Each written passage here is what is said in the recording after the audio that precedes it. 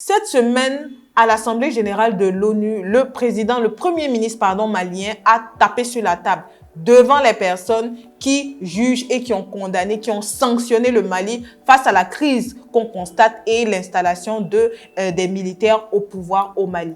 Dans cette vidéo-là, je vais vous donner 3 leçons que vous devez retenir de ce discours et pourquoi je pense que tous ceux qui s'élèvent, qui exaltent, qui mettent des louanges sur le Premier ministre malien sont pour moi des hypocrites. À tout de suite.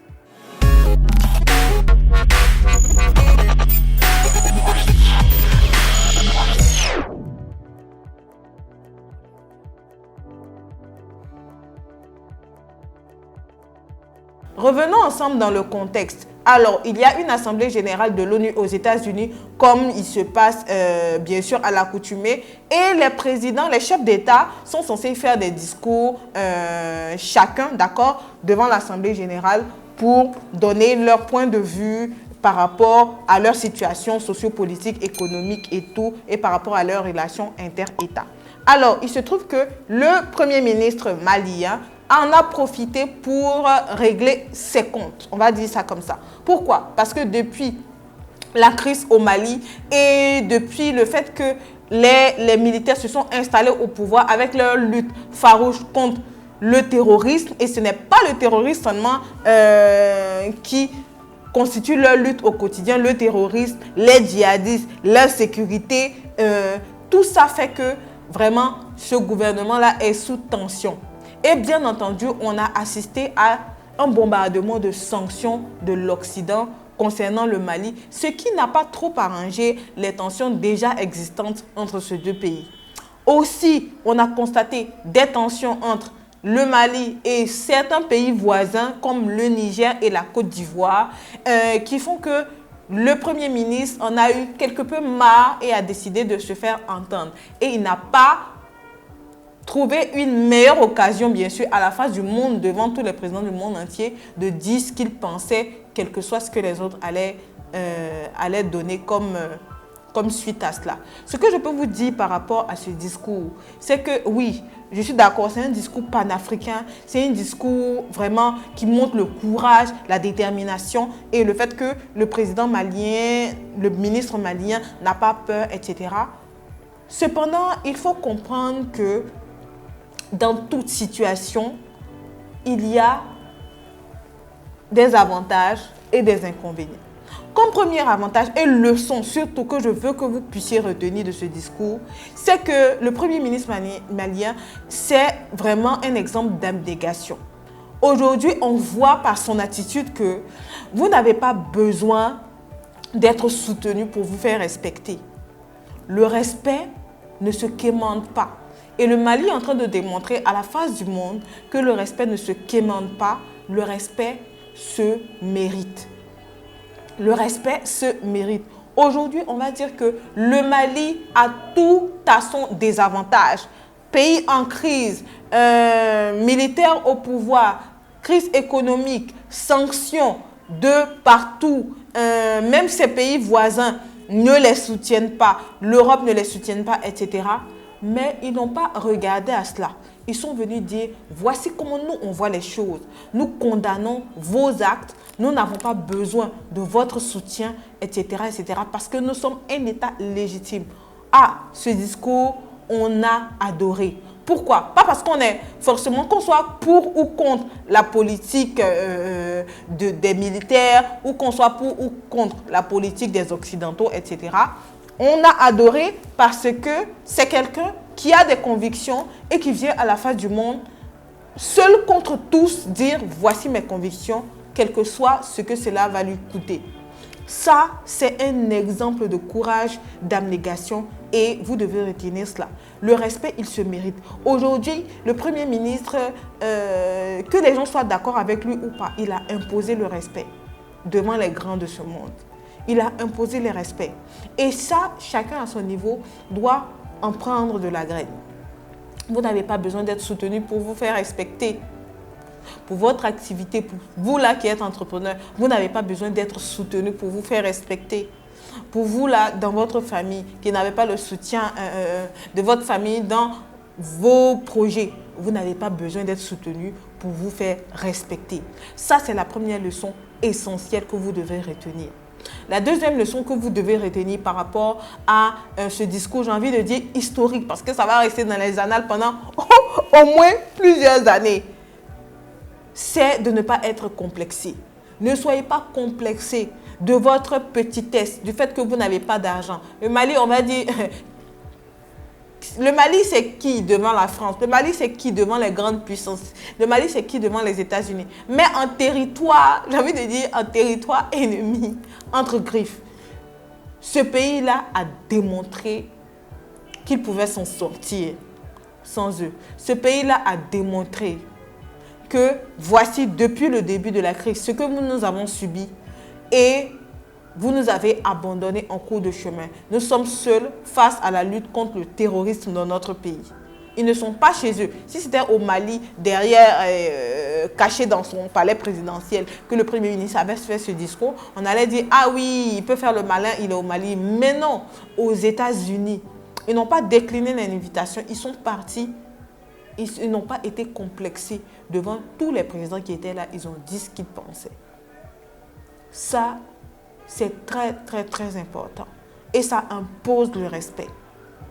D'accord? Ne soyez pas complexés d'être noir. Ne soyez pas complexés d'être pauvre. Ne soyez pas complexés d'être délaissés, en quelque sorte. Mais battez-vous pour vos convictions. Une personne, un homme, doit avoir des convictions. Et quitte à affronter le pire pour ses convictions, au moins vous vous battez pour quelque chose. Ça, c'est très important.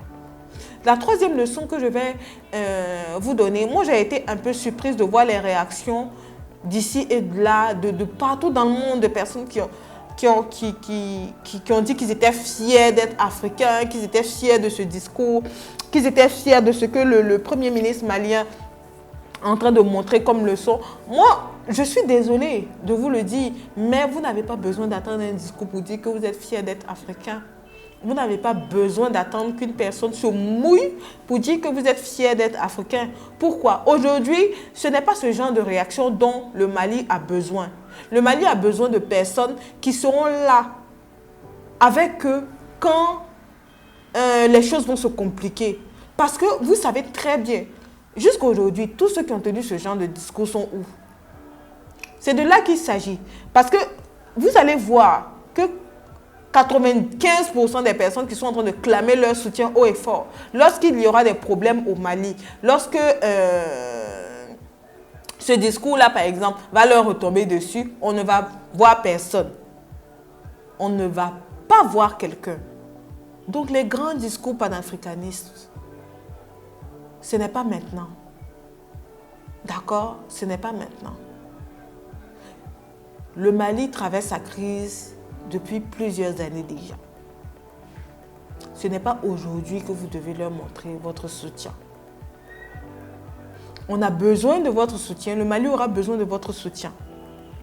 Quand ils auront des répercussions négatives par rapport à ce discours sur leur pays, c'est là qu'on verra qui est vraiment panafricaniste. Lorsque Thomas Sankara est mort qui a été assassiné au Burkina Faso, qu'est-ce qui est arrivé à la personne qui l'a assassiné? Eh bien, rien.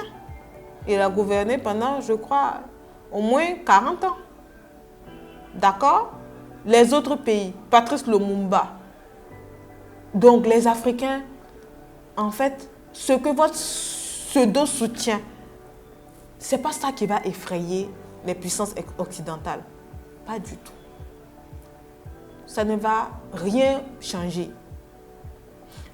Les gens ont besoin d'être soutenus lorsque il y a les bombardements.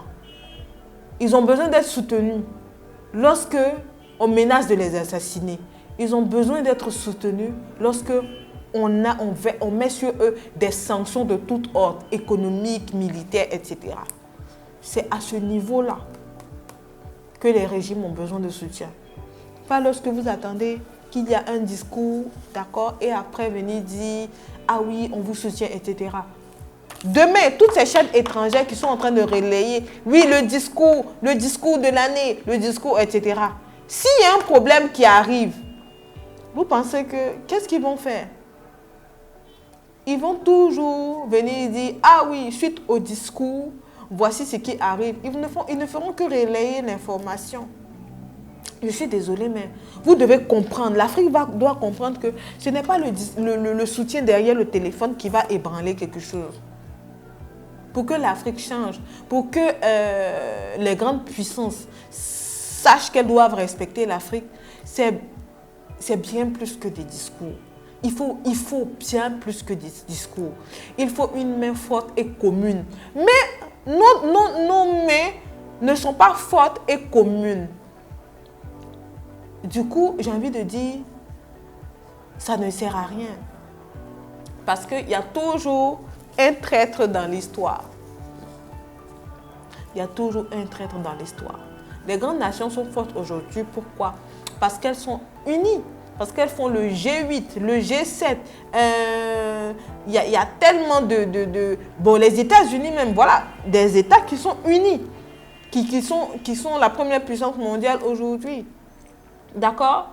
Il y a le rassemblement, le BRICS. Il y a énormément de choses, de rassemblements pour montrer le soutien, pour montrer la cohésion. Mais en Afrique, on est toujours à se tirer dessus lorsqu'on voit qu'un pays n'est plus soutenu par les Occidentaux ou qu'on voit qu'il y a un souci. L'affaire de l'Afrique, ça va plus que des tweets derrière les téléphones pour dire « Ah oui, félicitations le Mali, ah oui, félicitations, etc. On est fiers d'être maliens. » Ça ne va rien changer. Ça ne va rien changer. Rien n'a changé depuis Thomas Sankara. Rien n'a changé depuis Patrice Lumumba. Ça veut dire que les soutiens de seulement les paroles ne changeront rien. Il faut qu'on sorte des émotions. D'accord? Et qu'on fasse,